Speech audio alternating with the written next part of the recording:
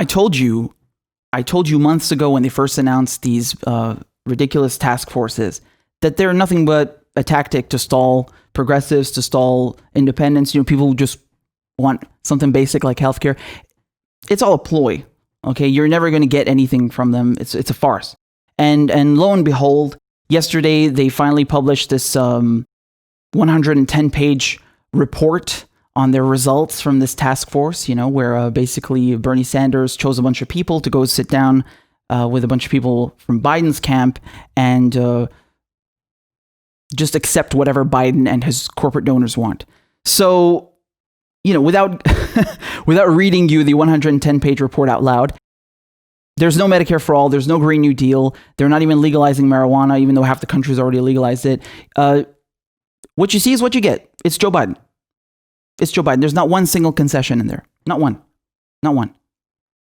Not even defunding the police got any sort of attention in this task force. Every single state has protests and is on fire because of police brutality and systemic racism. You would think that Joe Biden would take the initiative, right, and try to accommodate some of the demands that Black Lives Matter want. No. Nothing. Not a single concession. Nothing, right? And I wrote this yesterday, okay? I said the same thing on Twitter. I said, I'll save you the trouble of reading all 110 pages of Bernie and Biden's task force report. There's no Medicare for all or Green New Deal in there, right? And AOC really sat down with John Kerry to sign a piece of paper telling the planet to go F itself. I mean,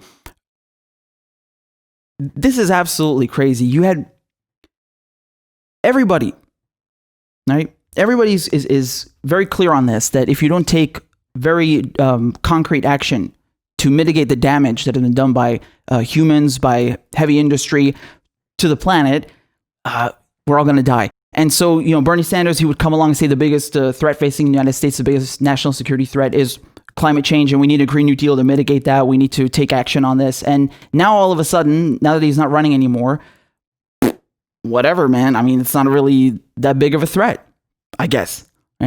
They've given you some half measures, which completely miss the point. I mean, not only you don't have a jobs program, you have nothing to actually stimulate the economy and transition to a real green economy, one that's completely based off of renewable energy. Not just that, but on top of it, they're not even respecting the science that you need to have done this shit yesterday. Okay, this needed to be taken care of yesterday. This needed to be addressed yesterday, not in 2050 or 2035. And so this is what you're going to get. Okay, these are some of the half measures that you have received.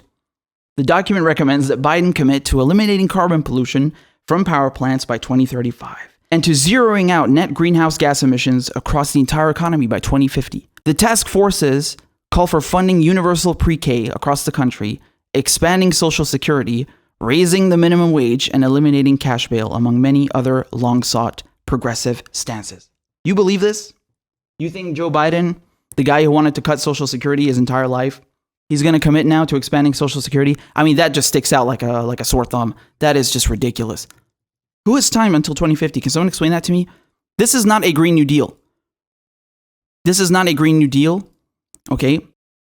This is nothing but verbal diarrhea. All of this. This means nothing. And notice the language. Once again, are you paying attention to the language? The document recommends. This is not legally binding. This is not legally binding. Biden is not going to adopt any of this. He doesn't have to. He's under no obligation. He already has the nomination in the bag, remember, because you gave it to him. So he has no pressure coming from you or anyone else. It's in the bag. It's his. On top of that, this is going to be submitted as a recommendation to the DNC, which, as you all know, the DNC, they will take it into the highest amount of consideration, and they will spend day and night studying this to accommodate your demands, won't they? I mean, this entire 110-page stack of bullshit is really an insult. It's a slap in the face, man. They didn't give you one single concession, and I told you, I warned you about this. I told you. These task forces are a joke. I told you since the beginning that you won't receive a single concession. They played you. They played you. Now look around you at the potency of direct action and ask yourself, why would you go back to electoral politics anyway? Isn't that a valid question? Politicians are not interested in getting anything done for you, man. They're interested in advancing their careers. Okay, they're interested in playing nice with each other. They don't rock the boat too much. That's not in their interest, all right? Thing is, though, when you rock the boat, that's when you get results. When people are out marching for George Floyd, that's how you got Minneapolis to shut down their police department. Gone. No politician did that. You did that, all right? And so these politicians, they're stalling for time. Just, they got healthcare, they got money, they got no issues. They gave you that one measly check and just left you now on your own. And they can't even be bothered to give you one goddamn concession, this gang of crooks in the Democratic Party. Not one. Universal pre-K. Bitch, we want healthcare. Universal pre-K is nice. That's not healthcare, though. That is not the primary concern of voters, okay? According to most polls, I can assure you it's healthcare. That is not a concession. That is a joke. That is an insult. That is a slap in the face. And you know what really bothers me? You have a lot of people on the left. I'm not talking just supporters. I'm talking also journalists, commentators. You have a lot of people in general that are saying, well, what do you expect Bernie Sanders to do? This is all he could get done. Like it was not meant to be anything special. It's just a task force. And, you shouldn't have expected anything. No. What I expect Bernie Sanders to do is grow a fucking spine. Okay. This is not mounting an opposition. Bernie Sanders was supposed to mount an opposition. This is bullshit. This is bending over and taking it up the ass from the Democratic establishment. That's what this is, okay? And it's not just Bernie Sanders, it's all the other people who went along with this plan, right? I mean, what is AOC doing sitting down there with John Kerry? First of all, what does John Kerry have to do with this, with climate change? Second of all, she was a proponent of the Green New Deal. She took tons of flack for that. She ran her campaign on that. She got into office, she got elected based off of that, and now it's whatever. Why is she signing that? Why can't she stick to her positions? What is that asking too much? Apparently it is. It's too much.